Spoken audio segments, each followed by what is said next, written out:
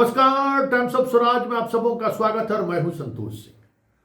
और आज हम टाइम्स ऑफ स्वराज में बात इस वक्त की एक बड़ी खबर की कर रही है और वो खबर हाई कोर्ट से आ रही है।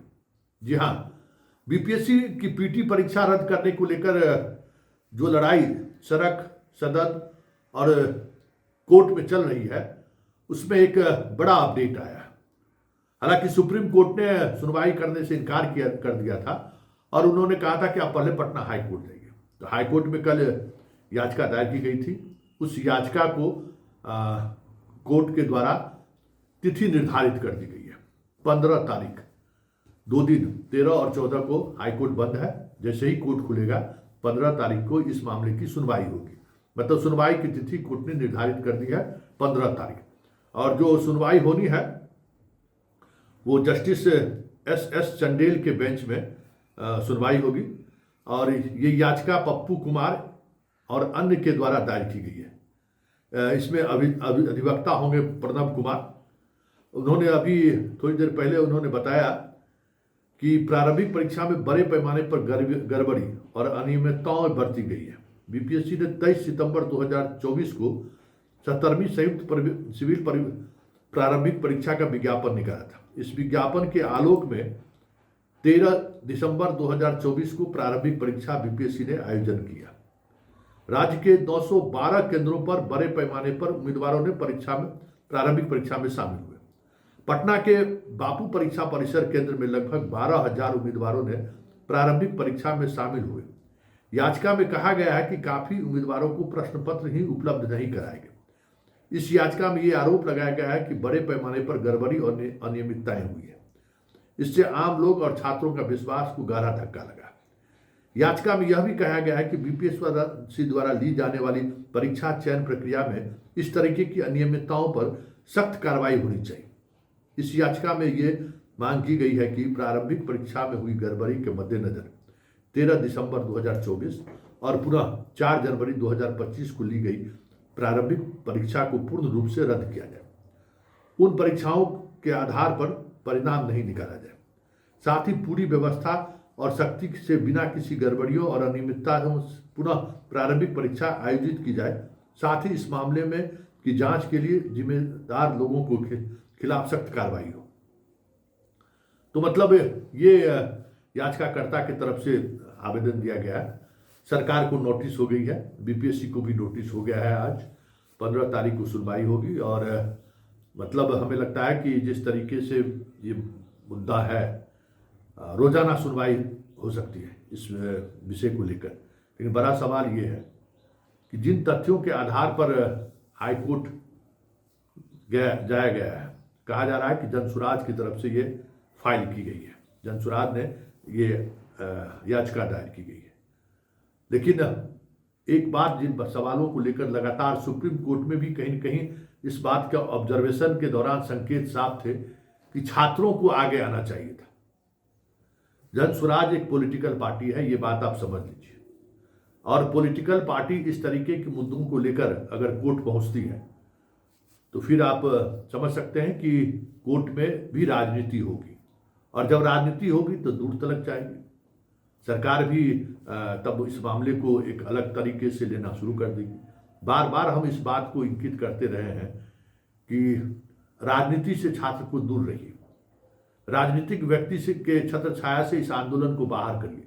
लेकिन शुरुआती दिनों से ही इस आंदोलन के अंदर प्रशांत किशोर के लोग किसी न किसी तरीके से प्रवेश करने की कोशिश की और उसमें लगता है वो अब सफल हो गए।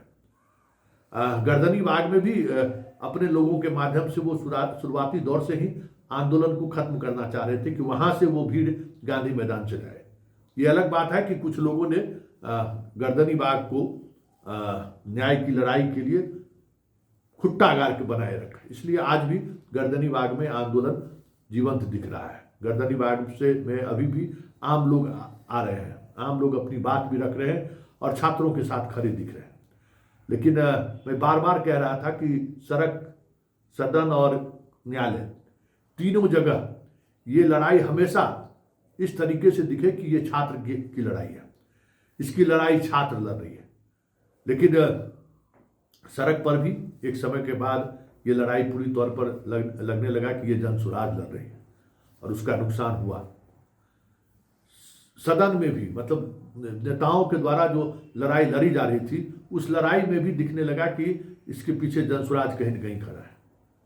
तो जो सभी पार्टियों का जो एफर्ट इस मुद्दे को लेकर, सारा विपक्ष राज्यपाल से मिल रहा था, परीक्षा रद्द करने की मांग कर रहे थे, बिहार बंद का आयोजन कर रहे थे। बिहार बंद के आयोजन के दौरान कांग्रेस और वामपंथियों के जो विधायक जितनी मजबूती से डाकबंगला चौराहे पर डटा रहा, वो भी लोग कोई भूला नहीं है। पप्पू यादव फिर 12 तारीख को बिहार बंद का आयोजन किया। तो ये सारी बातें हो रही थी, लेकिन अब सब कुछ ऐसा लगने लगा है कि एक खास पॉलिटिकल पार्टी के द्वारा, एक खास व्यक्ति के द्वारा चीजों को आगे बढ़ाया जा रहा है। ऐसे में कोर्ट में भी आप छात्रों के अनुकूल फैसला न हो तो कोई बड़ी बात नहीं होगी, क्योंकि हम बार बार कह रहे हैं कि आपका जो पक्ष है, वो पक्ष अगर पॉलिटिकल पार्टी रखनी शुरू कर दी तो आपकी लड़ाई कमजोर होगी। और कोर्ट में भी जिस तरीके से याचिका दायर किया गया, और याचिका दायर होने के बाद प्रचारित किया जा रहा है कि जनसुराज ने जो है सो याचिका दायर किया है, तो ये सरकार है। और सरकार जब को लगने लगेगा कि इस तरीके की बातें कोर्ट में भी जो है इस इशूज को पॉलिटिकलाइज करने की कोशिश हो रही है, तो सरकार का हाथ बहुत लंबा है। कोर्ट उठ का क्या ताकत है सबको नहीं देख रहा है। सरकार नीट परीक्षा में क्या हुआ, नीट परीक्षा में सुप्रीम कोर्ट तक मामला गया, और सुप्रीम कोर्ट में क्या जजमेंट आया, उस जजमेंट से किसको न्याय मिला? जो छात्र लड़ते रहे, क्या हुआ? क्योंकि उसमें पूरा सरकार का कमिश्नरी लगा हुआ था, पूरी सरकार की ताकत लगी हुई थी, सब लड़ाई की हवा निकल गई। इसलिए कि जैसे ही कोई मामला पॉलिटिकलाइज होगा, जैसे ही कोई मामला में पॉलिटिकल बातें आनी शुरू हो जाएगी, जैसे ही किसी निर्णय से किसी पॉलिटिकल पार्टी को लाभ मिल सकता है या लाभ उठाने की कोशिश करेगा, पूरा सिस्टम एकजुट हो जाता है।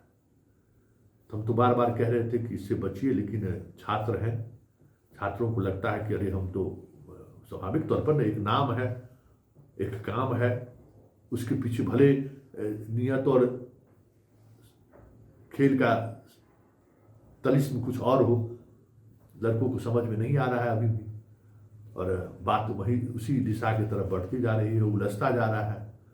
अब देखिए 15 तारीख को होता क्या है हाईकोर्ट में, सिर्फ नोटिस देके छोड़ देता है या फिर रिजल्ट जारी करने पर रोक लगाता है। क्योंकि रिजल्ट जारी करने पर अगर रोक नहीं लगी तब तो हमें लगता है इस महीने का अंत आते आते बीपीएससी रिजल्ट निकालने के लिए आमादा है ही। और एक बार जब रिजल्ट निकल गया तो फिर हाईकोर्ट भी जो है बहुत कुछ करने की स्थिति में नहीं रहती है।